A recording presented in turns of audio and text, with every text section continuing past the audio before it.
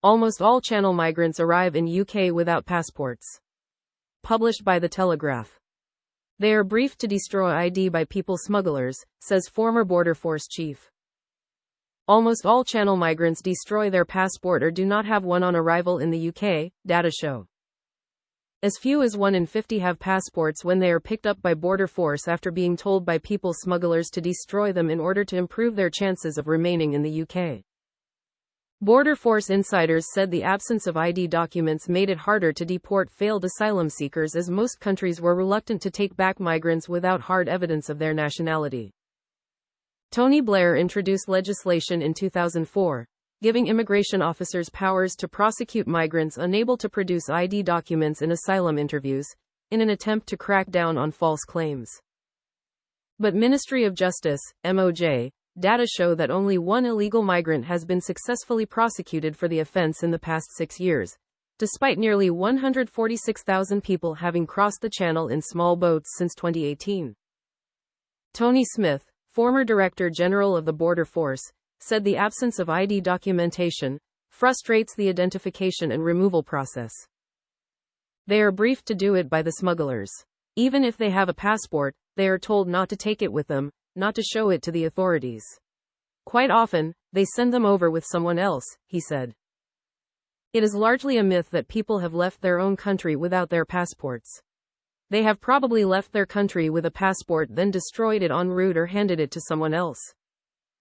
The main risk is that it makes the whole process so much harder because you don't know who they are and how old they are. That allows them to make up a cover story. For example, that they have come directly from a war zone. All migrants reaching the UK after crossing on small boats are fingerprinted and photographed, but the only databases that Border Force and immigration officers can check them against are UK-based. Interpol does not have an international database of such biometric information, while since Brexit Britain no longer has access to Eurodac, the EU's fingerprint database, or SIS-2, the Schengen Information System, against which to cross-reference the biometric information from Channel migrants.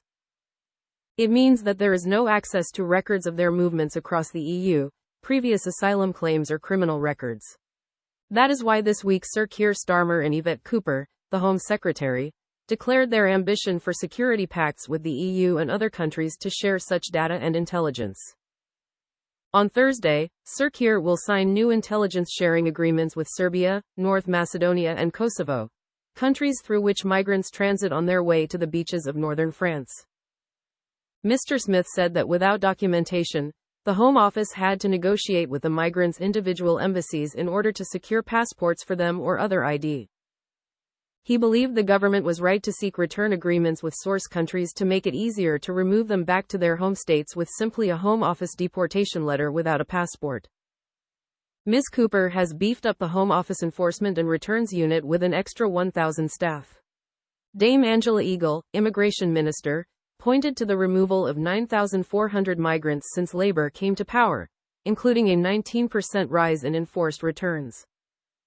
The scale of the problem is underlined by the Home Office data, obtained under Freedom of Information laws, which shows only 317 or less than 2% of the first 16,510 Channel migrants to have arrived in the UK had passports when picked up by Border Force. In 2010, 103 were prosecuted for failing to produce documents. By 2016, it was down to 5. Since then, there has been one conviction. Mr. Smith said immigration enforcement had to be selective in its prosecutions and target migrants, particularly criminals, seeking to re-enter the UK illegally after being deported. They are here for life.